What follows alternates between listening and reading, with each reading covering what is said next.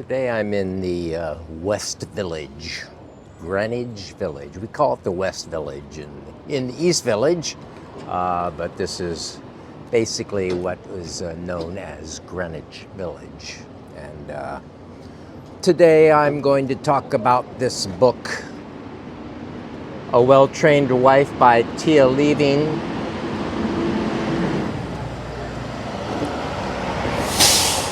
My Escape from Christian Patriarchy, a memoir. This one's really good. You may be familiar with her because she participated in the documentary Shiny Happy People, which is on Amazon. I don't remember it that well. I watched it, I don't know, a couple of years ago, I guess by now, when it first came out. And so she's in that briefly, and she was in the Gothard world, Bill Gothard, for some time. Her voyage through it all has been was quite meandering, actually, quite this and that. There was a certain amount of sampling of this and that. Well, I guess starting with her family. She starts out in Michigan. She's actually kind of gone from Michigan when she starts out. It's about leaving Michigan in the beginning and how Michigan, the Michigan North Woods somewhere is something she holds as a really beautiful part of her life, something that was really nice. The woods and the trees and all that. But, you know, from that, she was, her parents got the bright idea that they needed to move to Jacksonville, Florida. So off they went to Jacksonville and joined a mega church there that she describes that what's the First Baptist something or other in Jacksonville. And this church has, you know, they basically own blocks and blocks of old-time Jacksonville, you know, the parts of a city that kind of leaves and goes out to the malls and so forth. Well, at least from the point of view that I have, what I got from the book, the church bought up all this area and used it for this or that, used the like the storefronts for classrooms, whatever, for their Bible studies, you know, all that kind of thing. So yeah. You can see the new World Trade Tower out there in the distance. I don't know why they built that. You know, they built all these towers for office and so forth. And you know, especially after COVID, people aren't really coming and working in these offices anymore very much. So there's that. So anyway. It is Halloween, so there's a certain amount of Halloween stuff going on, particularly in this neighborhood, because there's an annual Halloween parade that happens here in Greenwich Village, the Greenwich Village Halloween Parade, and it's really a big thing. Has been going on for a long time, and I remember being caught in it one time. I was just trying to go from one place to another in the 80s, and it was kind of the most scary sort of mob thing I'd ever been in. I think I was in Washington Square Park, and I was just in this packed group of people, you know, where it was hard to move around. So, and then another time, not that long ago, you know, a few years back, I was working with a group of mobile electric guitar players called Tilted Axes, and I actually did walk in the Halloween parade with Tilted Axes, so that was pretty good. Just not so crowded if you're in it when you're in the middle of the street. So anyway, so there's that. And yeah, people really go in for Halloween around here. I kind of ignore these things at this point. You know, anyway. And it's very hot today, so there's going to be, I mean, it's, you know, it's 78 or something. It's like, I don't know, 4 o'clock now, and I'm in shirt sleeves. So, you know, I mean, short sleeve shirt. So it's hot and warm, and so that means tonight in the Halloween parade, there's going to be a endless supply of sexy Halloween costumes, no doubt. This is going to be the greatest sexy Halloween costume night of all, because, well, you don't even need to have clothes on hardly, and you know, even toward the evening, it's not going to be that cold. So, where sometimes it's quite cold. So she ends up going to church in this place and being indoctrinated by all this stuff, and she, you know, the book is really, I mean, there's a lot of stuff that goes on in the book, so it's, so, you know, I kind of don't know where to start once again, but other than to say it's very good. I thought it was very good, and she, you know, she's her first sexual experience is forced, you know. So she goes up to a room with some creep, Troy, and who's his name, and he does a quickie on her, and that's basically it, and that's the way it starts, and you know, it's all this sort of protection they do, and shielding the daughters, and modesty of their clothing and everything, and you know, there is an argument that it just leaves them open, unprepared, and you know, unwise about what could happen, what will happen if when they do start interacting with boys who have been trained into patriarchy. I mean, you know, it's very much a dominant patriarchy culture, and a lot of the issues in the book are about these really dominant and, you know, kind of unhealthy men who assume they're the big leaders, who know how to lead women, and being told that a man has to run his family, and you know, there's a lot of that, a lot of you know, the man is the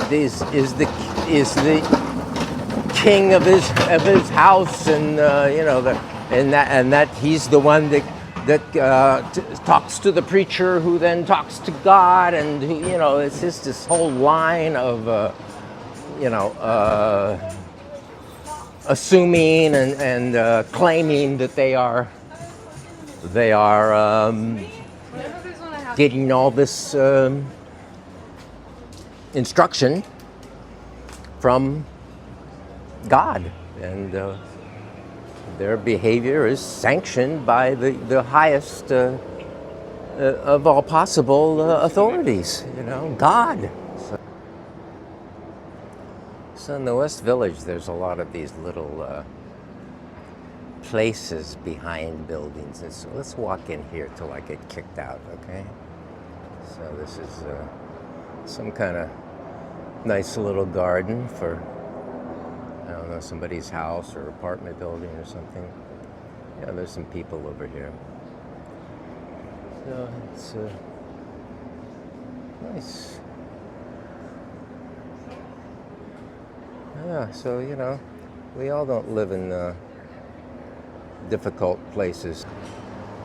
I guess rather than go into the story, you know, details of the story of the book, what she, you know, what goes on with her, and I guess I'll give my own impressions of, of these so-called religions. Yeah, I grew up in Ohio, and I guess kind of really before the super rise of the megachurch era. Not on anybody's. I mean, not every Christian ends up in a megachurch. There's a lot of small things that go on, like my cousin, for instance, had was a factory worker who got into Christianity, and had like a storefront church for a while with a few people. So there are still these sort of mom and pop kind of outfits that operate. But back in Ohio, when I was there in the '60s, conscious of this stuff in the '60s, well, I was basically gone by the '70s, but in the '50s and '60s, there was a guy in like Akron named Rex Humbard, and he had the Cathedral of Tomorrow, and he was a television guy and some kind of big church. I was never there. I never went to that big church. I don't know much about it other than it was that kind of a thing. That kind of predated the real rise of all that came up, I don't know, later than that. But I was taken basically by my mother. We all went, but I went to a church called the Moreland Christian Church, and it deemed itself a non-denominational Christian church. They immersed to be baptized. You sang. We sang at the end of the service. Come up and accept Christ. Ye who are weary, come home to Christ, and so forth. And so, actually, I did that when I was 10. So I was immersed in baptism. By the time I was in, I think, junior high school, I would go to church and I would, I'd look around and it was like, I don't know, it's like all these people are probably just kind of faking it. And none of them really believe this stuff, do they? Could they possibly believe this stuff? I didn't believe it, so I guess I didn't think anyone who was sort of grown. I had some kind of an inkling, some kind of a notion, some kind of a feeling that I could detect of everybody sort of acting to show up for each other, to make impressions on one another. Primarily that actually was the function of that particular church, and it's church is a serves as a community service to a lot of people, and it's very much important, especially in a culture where there's kind of nothing else going on. I mean, we see, we complain about how the Muslims grew and in it's like Egypt or somewhere in the Middle East, and but what happens is they end up with really crappy governments, and then the churches or the mosque or the religious institutions are the only ones that are there. They're organized to help them because the communists have been wiped out. Any kind of religious people have been any kind of group activity that could bring about some kind of change and help people with their lives has been destroyed and wiped out and murdered, basically. So all there is the religious institutions, and it's kind of like that in America too. Like your community isn't supporting you. You don't have you don't have food, you don't have this or that, well, you can go to a church and see how that works out for you. And oftentimes it does. They provide a supporting atmosphere, as long as you toe the line. So that's always the problem. There is this line to be towed, this thing to be respected, and that's what you got to do. So, yeah, I didn't have that kind of a hardcore religious training. We watched movies if we wanted to do whatever. We was, basically very secular. And then there was church on Sundays. Years later, my dad, who had become a deacon in the church, he told me, well, I never believed any of it anyway. I was just there for mom, and it's like, okay, well, thanks. It would have been nice maybe if you told me that back then, but I guess that was not possible. I'm over by the West Side Highway now. There's kind of a cool old building behind me there. It seems kind of vacant, actually. Want to buy a building and make something in Manhattan? Well, here you are.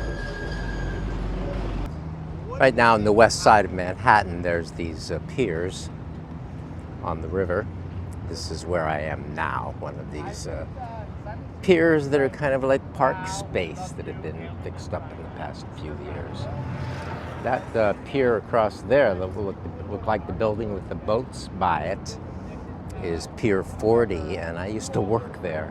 A TV series called Hometown. Shot there when I first came to New York in the 80s, and I had a job as a PA on that series, and so that was pretty interesting. We'd shoot the house they lived in there, and then we'd go to Rye, New York to shoot the exteriors where they were actually supposed to be living. So out here in the middle of the river, you can see some stuff from the middle of the Hudson River. That's where I just came from, the West Village. And yeah, this is Lower Manhattan. Off in the distance, one can see the Statue of Liberty and Ellis Island nearby that. Here we go into New Jersey. Of course, it's all backlit because the sun's setting in that direction.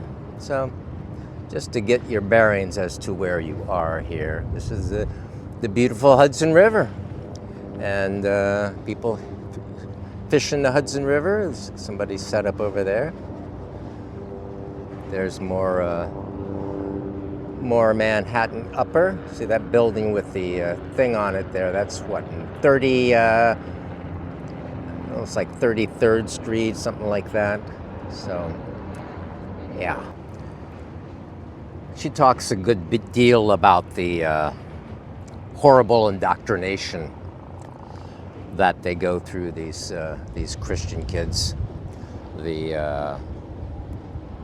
The promise of hell. If they're not good, they're going to go to hell. They're going to burn. They show them illustrations. They show them movies of people going and dying in hell and being burned up and screaming. And this is little children to give them what she finally, at the end of the book, designates and realizes is religious trauma. Really, that's what where her trouble all starts with this bullshit of this, kind of idiotic religion where you're going to go to hell if you're not behave, and if you don't behave the way these guys say. And it's like, I'm going to interpret the Bible, and I know what it all means, and I know what it says, and you don't know anything. You're an idiot and a lamb, and I'm going to lead you. My view, I'm not really touched by this stuff. I mean, I remember being a kid in Ohio and feeling, I believed it for a while. And I remember praying.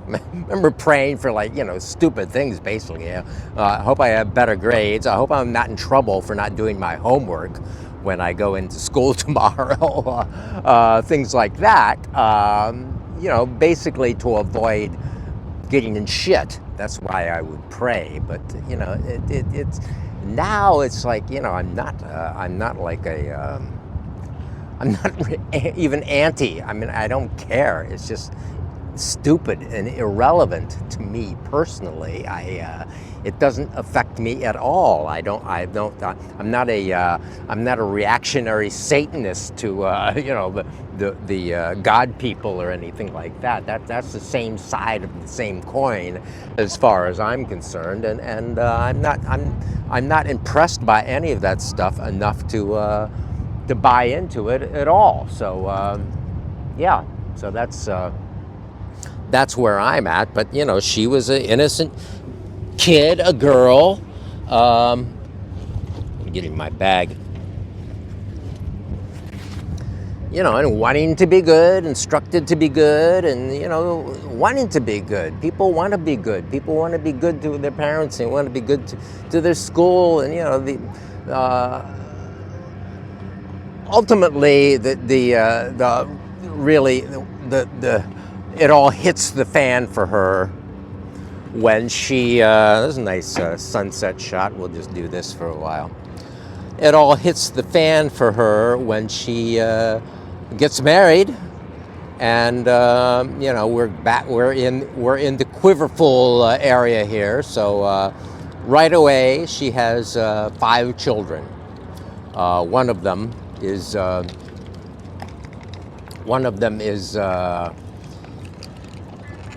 has a birth defect with her heart, and she has an operation and doesn't pull through. So there's a big kind of grueling chapter of that, of deciding what to do with this girl. You could just leave alone and don't do anything, and she's going to die, or you could try this operation, and sometimes it works.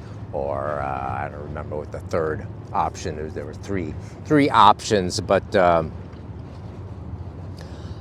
so that was a hard chapter and a hard thing for her. And I think that was child 3 maybe, and then there was 4 and a 5 after that. I mean, right away she got pregnant again. I mean, she had all these 4 kids right away. That's what all these things do. In the Guru Baijan story that is being told now in the documentary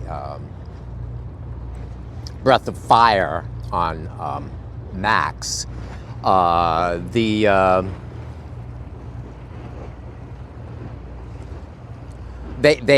women there are instructed to have, they have assigned births. They have chosen partners for them, which is the same as a lot of these Christian outfits, and they get into the Quiverful thing too. They have 4 children, a bunch of children right away. So this really locks a woman into some kind of a scene. She's not, not really herself anymore if she's got these children to depend on, and it really helps to lock them into the movement, to whatever the movement is, and their husband, because they need the support, they need the structure, they need some kind of structure, and there is no structure other than the church and the husband, and so there's that.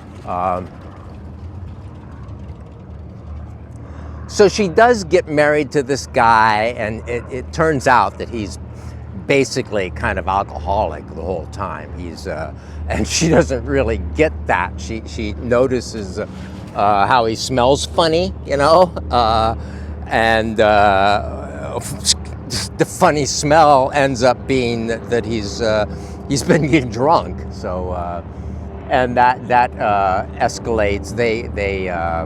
They start out in Jacksonville, and they get all the kids, and then they move up to Tennessee, up to the mountains in Tennessee, where he's found this church that's going to be the right church. It's going to be it's very much more Bible believing, and a covenant church. So they have to sign a covenant that they will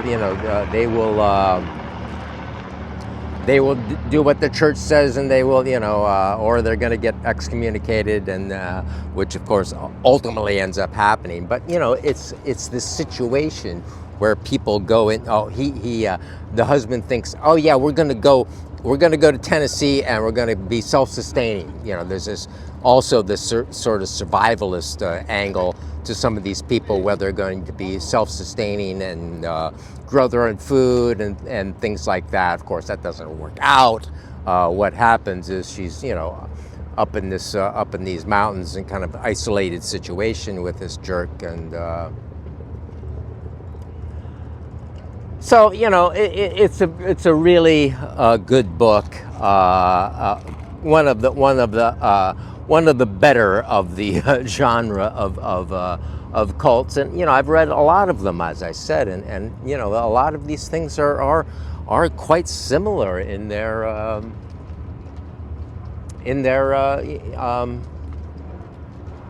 the structure with the patriarchy.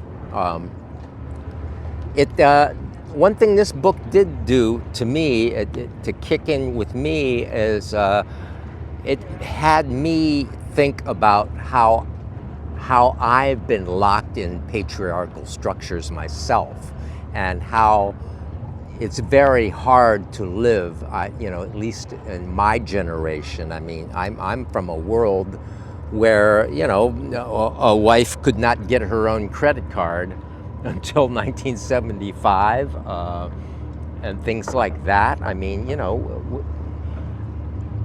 we a lot of people, it's like Moses from the promised land. The promised land's over here. I might know what would be better, but that doesn't mean that I'm the person who's capable of living what is better, because I'm carrying with me so much of the crap that I was brought up with, that I can't shake, and that does permeate my relationships to some degree. I mean, I'm not whacking my wife or hitting my children with dowel rods or PVC pipe, which is what goes on in this book, with how you're supposed to train your infant, even like at 4 months old. It's okay if they start crawling off the blanket while you're blanket training them, to whack their legs with PVC pipe to teach them how to stay in line. So that's no. So I didn't have any children, so I didn't get the temptation to do that kind of thing, and I wasn't brought up in that sort of really corporal punishment, hardcore world. So. But I do know that there are some things about patriarchy that live in me that I haven't been able to shake, and that have screwed up things in my relationship, just from wanting things my way. Of course, I was an only child for 6 years too, so that puts me in a position to want things sort of my way too, because it's like, oh, there's another person here. What is this person? How is this person here? So, well, there's a shot of the Empire State Building here from the middle of the river, like 10th Street or so. That's on 34th Street as well. So yeah, a lot of stuff is Midtown. That building right there in the middle there, that might be on 57th Street. That really looks a lot like the building that is right beside the Art Students League where I work. So, yeah, I mean, you know, I don't mind high rises if they were built for like normal people. They're so often built for just these rich people who, you know, buy them as property and go live in Dubai or somewhere else, and now they have a nice property here that they can roll over and sell at some point in beautiful New York. So this thing over here is called Little Island. It's all artificial, all on these little pontoon things and platforms. And you can look closely, you can see people up there looking around. So that's how big it is. It is quite big, and I've gone over there and walked around. I don't think I'm going to do it today because I don't feel like it. So I lied. I'm on this little island now, so you see it sort of has grass like a regular place, and it goes up the hills and down hills, and you know, it's quite impressive for the complete artificiality of the whole place. So yeah, this is Little Island. So got these big rocks here that look like a regular island, and there's a little theater here. Oh, there's a little theater here. I guess they have performances sometime. It's like a projection booth or something over there, a lighting booth. And yeah, there's this area. I see all this wood down. I think there should be clog dancing. Why not? Why isn't there someone clog dancing down there on down the wood? There should be that. And all right. So anyway, this is what Little Island is like, and it goes up from there and walk around and you know, whatever.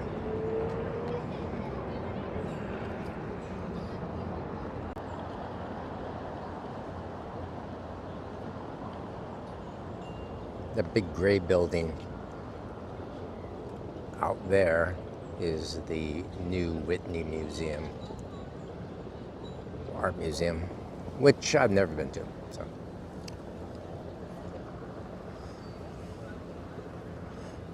yeah, Little Island. And a little sunset. I didn't know where you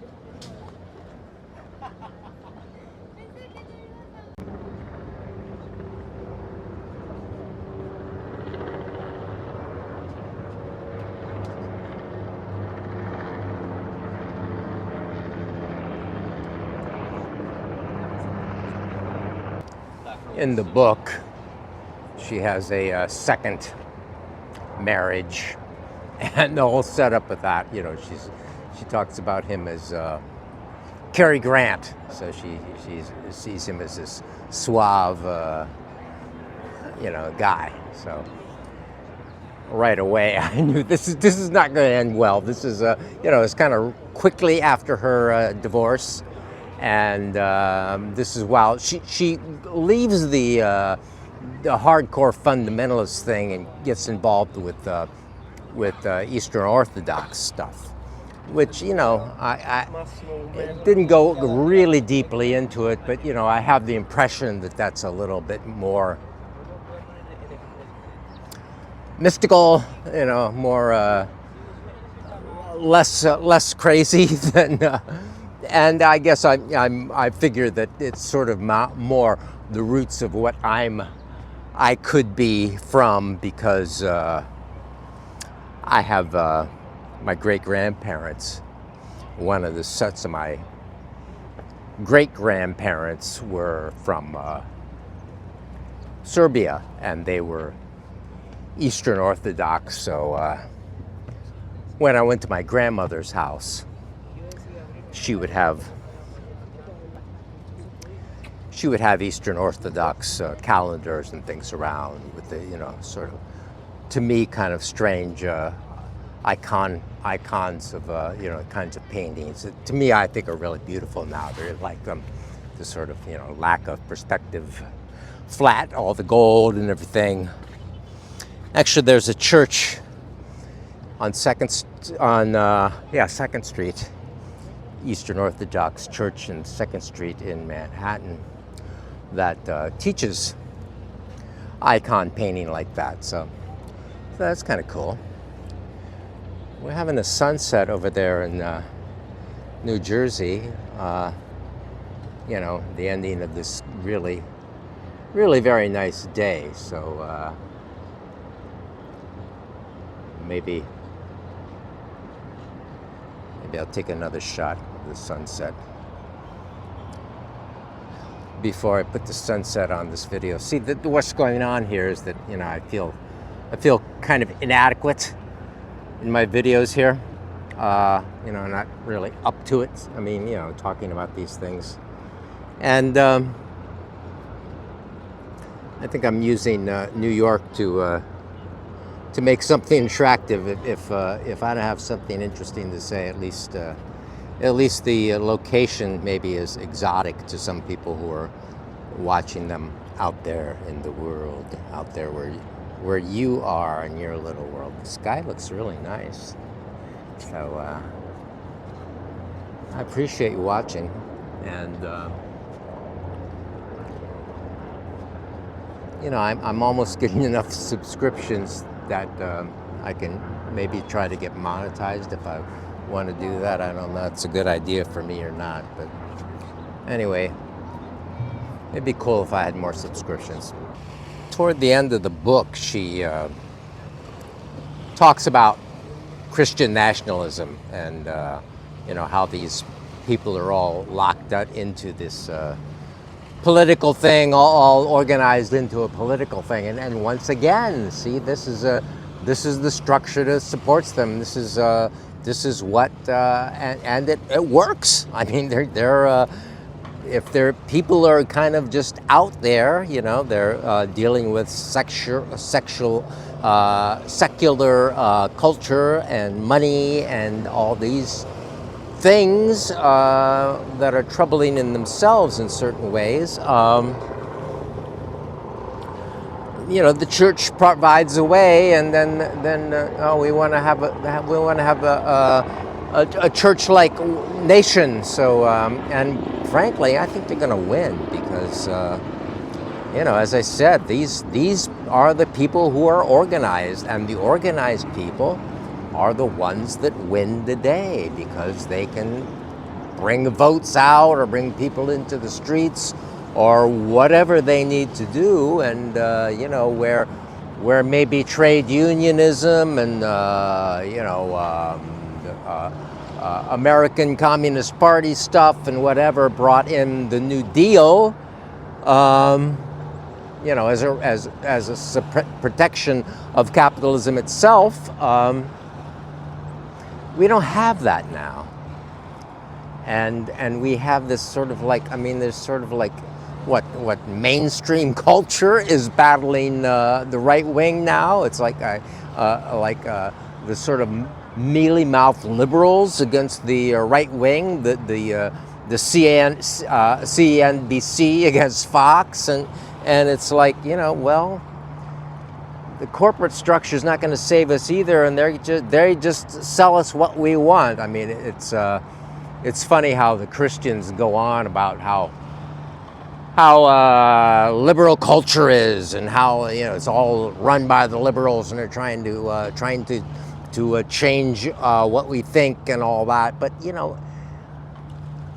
corporate culture doesn't care. Corporate culture will sell you whatever you will buy, or whatever they can get away with.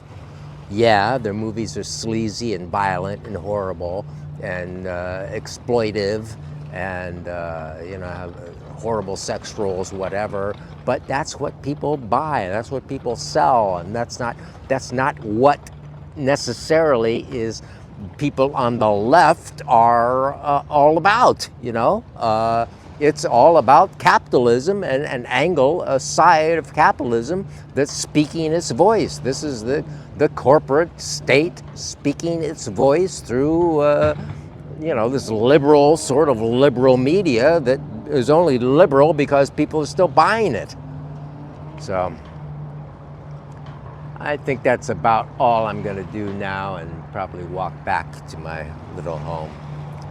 I didn't really do the book justice. As I said, with all these books, you really have to read the book, because, I'm just sort of babbling about it from my point of view, from my impressions, from my what I saw and what I didn't see. And